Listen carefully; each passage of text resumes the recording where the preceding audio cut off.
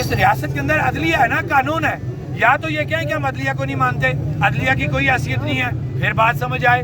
جب عدالتیں موجود ہیں اور ہمیں اپنی عدالتوں پہ پورا یقین اور اعتماد ہے، اب جب عدالت نے فیصلہ دے دیا تو ہم نے ان سے اسی قانون کے مطابق جو عدلیہ کا فیصلہ، ہائی کورٹ کا فیصلہ 2019، وہ یہ فیصلہ یہ کہتا ہے کہ ریاست کے اندر جتنے بھی پروجیکٹ لگ چکے ہیں یا لگنے چاہ رہے ہیں، ان کے ایگریمنٹ ریاستی حکومت کے ساتھ کیے جائیں. اب جب انہیں یہ کہا، ہم نے رات کو یہ بات کہی کہ یہ تو ہمارا قانونی اختیار ہے جو ہمیں عدلیہ نے دیا ہے، تو آپ بتائیں کہ آپ اس پہ عمل درآمد کیوں نہیں کرتے. تو میں آپ احباب سے بذریعہ میڈیا اور اپنے حکمرانوں سے، اپنے اداروں سے پوچھنا چاہتا ہوں کہ ہائی کورٹ کے فیصلے کو اگر آپ نہیں مانتے جو ایک قانون کی شکل اختیار کر گیا، تو پھر بتائیں کہ اس ریاست کے اندر کون سا قانون ہے، کون سی عدالتیں ہیں کہ جن کو جو آپ کو پسند ہے ہم ان کے پاس جا کے نیا فیصلہ لے کے آئیں. عدالتیں یہاں موجود ہیں، ہائی کورٹ اور سپریم کورٹ.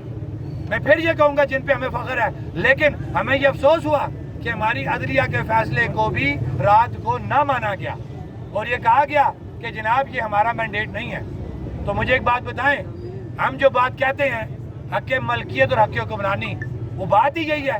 ریاست ہماری ہے، وسائل ہمارے ہیں، اور ہمیں ہائی کورٹ نے بذریعہ قانون فیصلہ کرتے ہوئے یہ حق ہمارے کو تسلیم کیا کہ ریاست کے اندر لگنے والے جتنے بھی پروجیکٹ ہیں ان کا ایگریمنٹ ہے وہ ریاستی حکومت سے کیا جائے. تو میں آپ سب لوگوں سے پوچھنا چاہتا ہوں کہ بتائیں ہائی کورٹ کا فیصلہ 2019 پہ عمل درآمد کرانا یا اس حوالے سے ان سے تحریر لینا، ہم نے کوئی گن پوائنٹ ان کے اوپر نہیں رکھی. ہم نے ان کو یہ کہا کہ آپ اس کے اوپر ٹائم فریم دے دیں، کہ آپ اس پہ ٹائم فریم دے دیں کہ کتنے عرصے میں اس فیصلے کے اوپر جو ہے عمل درآمد ہوگا. یہ چیزیں آپ کو بتانی بڑی ضروری تھی، کیونکہ یہ اکثر کہا جاتا ہے کہ ایکشن کمیٹی والے ایک جتھا ہے، وہ کسی کی بات نہیں مانتے. اب ہم اس سے آگے چلتے ہیں. مجھے بتائیں پیپر دوبارہ.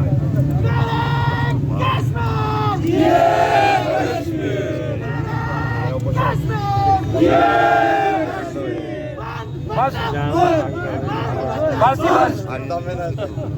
اب مجھے ایک بات بتائیں، ہم یہ انہیں کہتے ہیں کہ اشرافیہ کی مراد کا خاتمہ کیا جائے، جو خود 13 مئی 2024 کو حکومت نے ایک نوٹیفیکیشن جاری کیا اس کے مطابق، لیکن اس پہ کوئی عمل درآمد نہیں. یہ ڈیلے کس وجہ سے ہو رہا تھا کہ ہماری یہ ڈسکشن تھی کہ یہ خود نوٹیفیکیشن آپ نے جاری کیا تھا، اس پہ عمل درآمد نہیں ہوا، لہٰذا آپ کو یہ کلیئر کرنا پڑے گا کہ اشرافیہ کی مراد جو ہے وہ کس طریقے سے ختم ہوں گی.